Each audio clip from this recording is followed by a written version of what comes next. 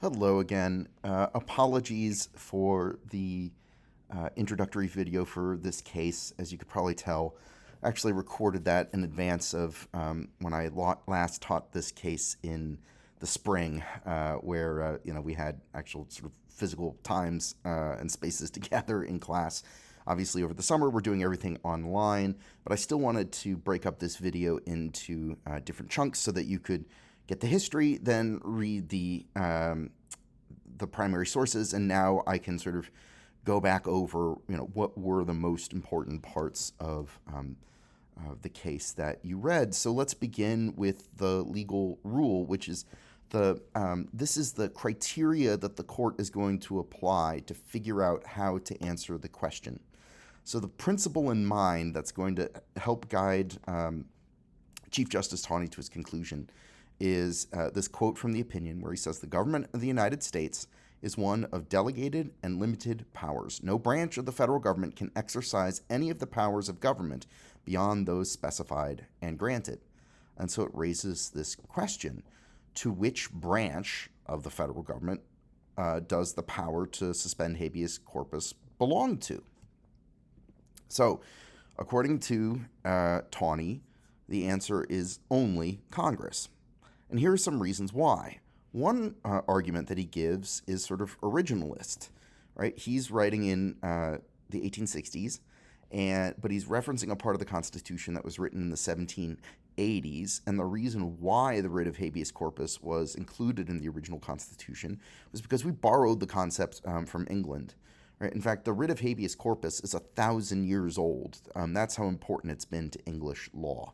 So one of the arguments that Taney makes here, this is a quote from his opinion that you may have noticed when you read it: "The right of the subject or citizen to the benefit of the writ of habeas corpus, it must be recollected, was one of the great points in controversy in England between arbitrary government and free institutions.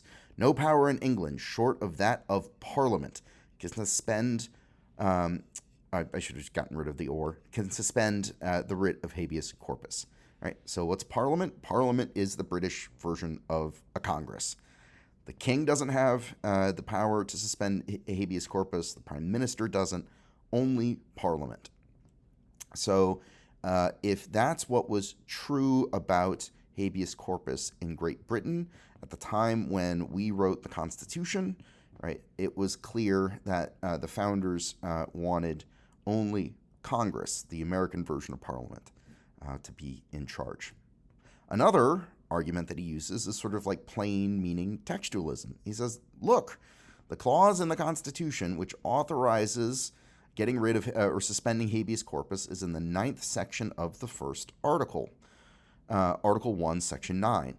And all of Article 1 is devoted to setting up the powers and organizations of Congress, otherwise known as the Legislative Department of the United States. There's nothing in Article 1 that talks about the Executive Department or the presidency, right? If this was supposed to be something given to the president, it would have been put in Article 2, but because it's in Article 1, it means that it is a power that belongs to the Congress.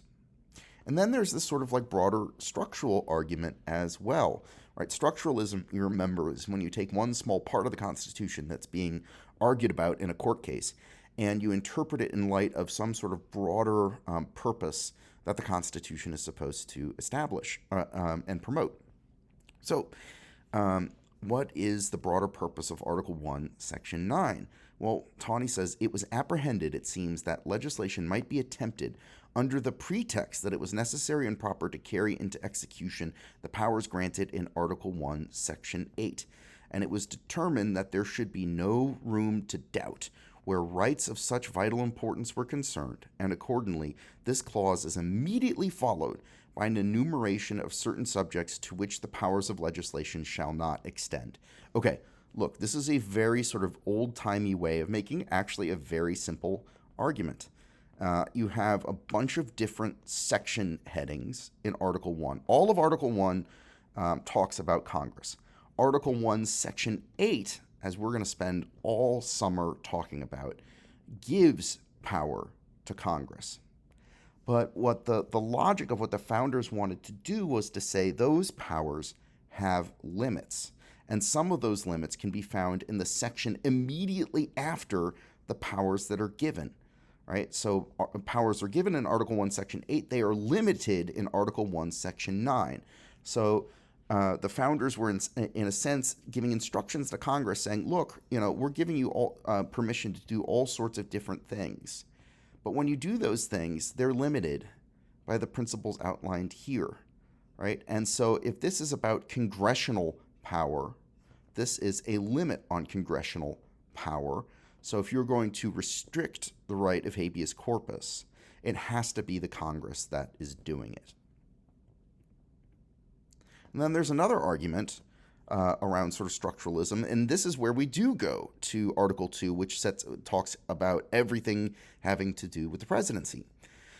And Tawney says it's the second article of the Constitution that provides for the organization of the executive department, the presidency, and enumerates the powers conferred on it and prescribes its duties. The president is from necessity and the nature of his duties the commander-in-chief of the Army and the Navy and of the militia when called into actual service. But no appropriation for the support of the Army can be made by Congress for a longer term than 2 years, so that it is in the power of the succeeding House of Representatives to withhold the appropriation for its support. Okay, another sort of like old-timey way of saying something that is quite simple. Yes, Article 2 of the Constitution, which sets up the powers of the presidency, one of those powers is commander-in-chief. But it does not mean that the president is in charge of all things military, right? Congress has a role to play. Congress, and only Congress, can declare war. But then there's another part of Article 1 that is being referenced down here, which says if you are going to fund a war or fund a military, the bill that sets up the funding structure has to be renewed every 2 years. Why? Well, we hold elections to the House of Representatives every 2 years. And so if you wouldn't want one session of Congress to set up a spending plan that would allow for the funding of a war for like the next 20 years, because at that point, any future House of Representatives that gets elected, it's going to be very difficult to undo that funding plan, right? So it's better to have funding for the military expire every 2 years so that the new set of representatives elected every 2 years has a chance to decide, you know what, actually, no, we don't want to keep funding this war, right? So Congress has a role to play in how wars are fought, and so it's Congress is in charge of declaring war, Congress is in charge of appropriating money to fund the war, and Congress is in charge of deciding whether or not an invasion justifies the suspension of the writ of habeas corpus.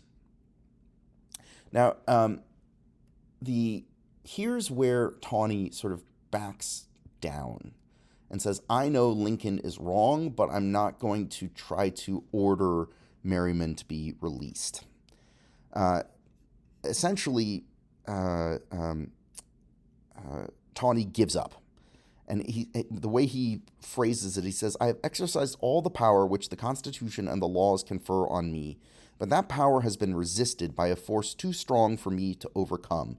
In other words, like, there's no way that Lincoln is going to obey his decision, right? Because, you've already had, Merryman's lawyers try and ask to see his client, and the military's like, nope, right? So, like, the likelihood that the military and the president are going to respect this decision are basically zero. So if he knows that the decision isn't going to be respected, why is he even writing a judicial decision? And he says, well, all I'm doing is I'm going to write up what I've written and send it to the President of the United States, and I hope it will persuade him that he will ask Congress to be the one to suspend the writ of habeas corpus. But he says, look, it will remain for that high officer, the president, In fulfillment of its constitutional obligation to take care that the laws be faithfully executed, which is a duty that the president has under Article 2 of the Constitution, it'll be up to him to determine what measures he will take to cause the civil processes of the United States to be respected and enforced. I hope that the president, in taking care that the laws be faithfully executed, will understand that basic civil rights must be respected, and in this case, that only Congress has the power to suspend the writ of habeas corpus. And so, really, in this sort of like giving up, he's exercising. Taney is exercising a power which is called political questions doctrine. Look, I'll be honest with you. Political questions doctrine is not going to be on the exam, and we really don't touch on it much at all the rest of the semester. But it is a concept. If you take more law-related courses in the future or at law school, you're going to circle back to political question doctrine. But as for now, really the takeaway message is Taney sort of knows that if he tries to get his decision enforced, it's not going to work. So he's sending a copy of the decision to the president in the hopes that he'll read it, be persuaded, and order the military to release Merryman and wait until Congress has a chance to decide what to do. Here's, again, this is not going to be on the test, but if you want to know the basics of sort of political question doctrine, it says that even when a case meets all the criteria to be heard in court, courts will sometimes refuse to decide it because the matter is best resolved by the legislative or executive branches.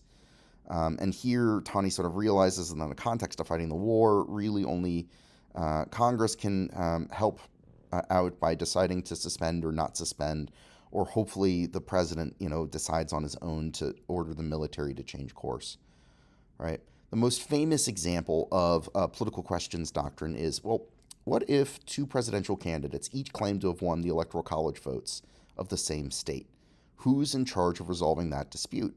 The Constitution says Congress and not the courts, right? Are the ones who decide which electoral votes are valid.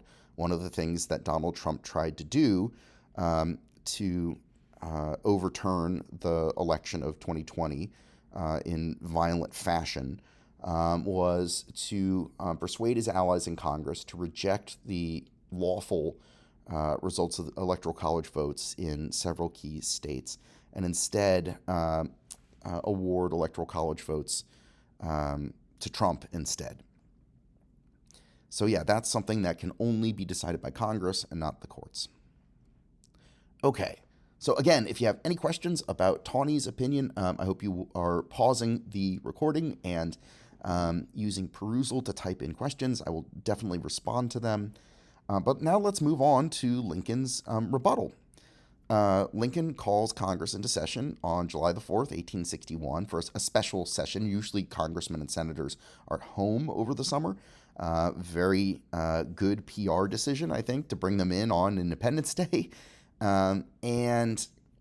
He, believe it or not, presidents like standing in front of Congress and delivering speeches is a relatively recent phenomenon. It really sort of started with Woodrow Wilson in the 19-teens. Before then, presidents would communicate with Congress through written messages. And so he, wrote this proclamation saying, hey, Congress, you should start back into session on July the 4th. And oh, by the way, here are my thoughts on the kinds of things that you could talk about when you're in session. And so he writes this message to Congress, and he responds to Taney's accusation. Specifically, he is a little bit, pissed that he's been called out for, not taking care that the laws be faithfully executed. He does not like the accusation that, Lincoln is ignoring his presidential duties and just, running roughshod over basic civil liberties. So he comes up with this very clever argument. He says, look, I am dealing with a unique crisis. The states that are trying to secede want to get out from under the entire Constitution. They no longer wish to be bound by any part of the Constitution at all. And so the way he puts it is the whole of the laws which were required to be faithfully executed were being resisted and failing of execution in nearly one-third of the states. Right? The states that uh, were trying to pull away, they rejected everything about the Constitution. Um, so what do you mean, take care that the laws be faithfully executed? I'm trying to quell a rebellion where a third of the country doesn't want to obey or take part in the execution of any of the laws put forward by the Constitution. And so he says, well, what makes more sense? You tell me, Mr. Smarty Pants Chief Justice, are all the laws but one to go unexecuted and the government itself go to pieces lest that one be violated? He says, look, I'm putting this impossible scenario. If I respect the writ of habeas corpus, I will allow traitors to roam free and undermine my ability to fight the war. And the war is only being fought to make sure that all the laws be faithfully executed throughout the South. So, like, what's more important? Me obeying the writ of habeas corpus thing, and it leads to the ruination of the entire country, or should I try to make sure that the entire Constitution is respected throughout the South by resisting their attempts to secede, and in the meantime, like, ignore the fact that ordinarily Congress would be the one in charge of suspending the writ of habeas corpus. But I don't think Lincoln even concedes that Congress is the only one to do it. He just thinks that normally they're the ones who would do it. Because he says, look, there are, no one is arguing about when the writ of habeas corpus can be suspended. That's perfectly clear. Habeas corpus cannot be suspended unless when, in cases of rebellion or invasion, the public safety might require it. Well, guess what? You've got a rebellion, and the public safety requires it. It was decided that we have a case of rebellion, Lincoln said, and that the public safety requires it, right? No one is arguing with him. The only issue in this case is who, and it's actually not as clear as Tawney would make it out to be, says Lincoln. Lincoln says the Constitution itself is silent as to which or who is to exercise the power, and as the provision was plainly made for a dangerous emergency, it cannot be believed that the framers of the instrument intended that in every case the danger should run its course until Congress could be called together, right? Here's the thing. Congress isn't always in session. And so if an emergency breaks out, it might break out when Congress is not in session, which is exactly what happened when Maryland started being all rebellious, right? And so am I just supposed to wait until Congress can come back? Remember, like, you can't just ask congressmen to, like, hop on airplanes and be there tomorrow. They get to go on horseback or trains, right? It could take them a couple of weeks. And so, there's one branch of government that is on duty 24/7 and never takes vacations, and that's the presidency. And so if the writ of habeas corpus is only suspended in emergencies, it makes sense that if Congress is away in those circumstances, someone has to be allowed to make that decision, and the only branch of government that's on duty and making decisions, right, when Congress isn't in session is the presidency. And then, this is my favorite part of Lincoln's response. He was like, let's just take a step back and realize how stupid this argument is, right? If you want to do it the right way, if you want to get Congress back into session, end their vacation early, get them back in D.C., they need to, the quickest way to do that is to hop on railroads, right? Except it's hard to get Congress to get back into session because what were these people in Maryland doing? They were blowing up railroad bridges, right? They weren't just obstructing the travel of Union troops. It was blocking the ability of members of Congress to get to D.C. So, like, are you kidding me? Like, you can't let this, like, legal technicality get in the way of the military being able to, like, round up these traitors who were doing real damage to the Union's ability to fight the war. So What happens? Well, it becomes a moot issue. It's because Congress said, look, yeah, we are going to suspend the writ of habeas corpus in that July 1861 special session. So Congress did get on board as soon as it was able to get assembled. Now, Merryman was released also in July of 1861, pending his trial. Right? They were going to delay the trial. He was charged with treason, but his trial was delayed. And by the time they were getting around to actually holding the trial, Lincoln was dead. Andrew Johnson was president. Now, let's remember who Andrew Johnson was. He was a Southerner. He was a slave owner. He wasn't even a Republican. He was a Democrat. Why did he become vice president? Because Lincoln thought he was going to lose re-election in 1864.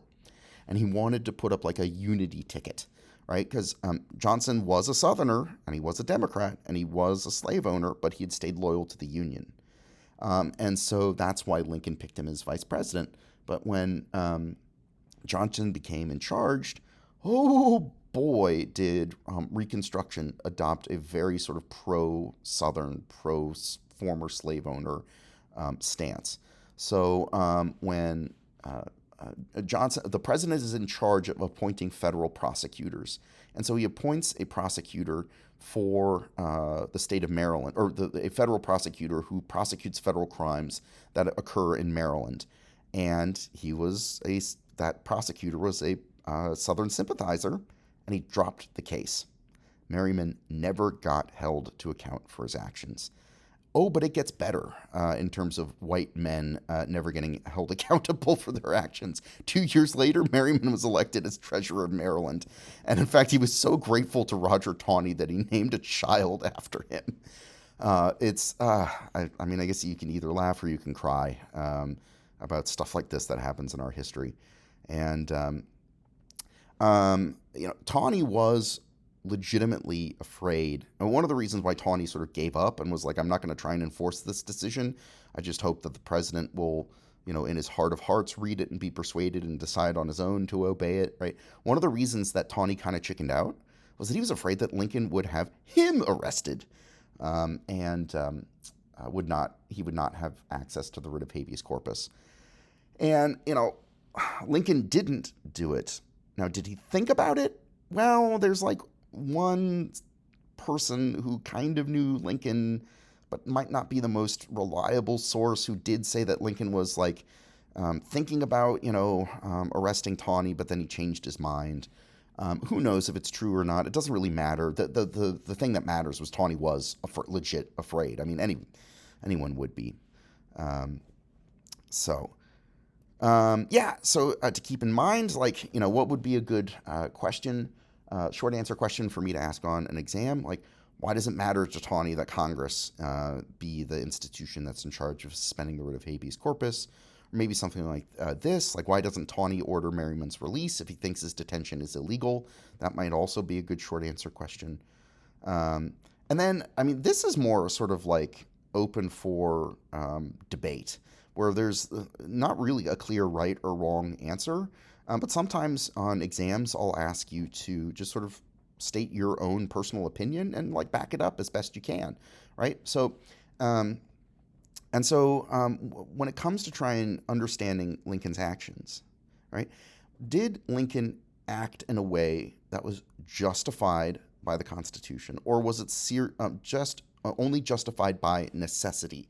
In other words, was he acting in a way that was true to the Constitution, or was he being false to the Constitution, but it was a necessary evil, right? It was the lesser of two evils, right? Because, you could say that, okay, all the laws go unexecuted but one, makes it kind of sound like a necessary evil.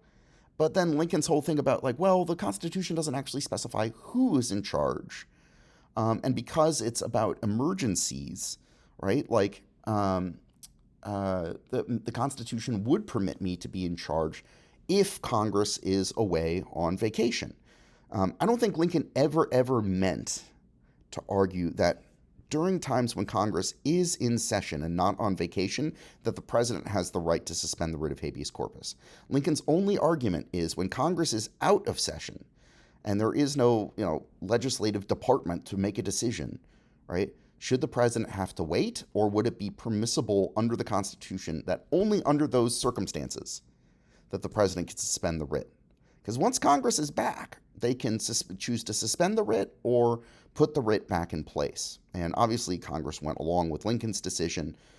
So does that mean his actions were justified by the Constitution, or was it more of a necessary evil kind of thing? So yeah, I hope you have enjoyed having the chance to geek out a little bit about this like hidden Baltimore history, and that you enjoyed learning about the legal principle in this case. And yeah, we'll continue the Baltimore Geek Out session next time with Barron versus Baltimore. Thanks, you guys.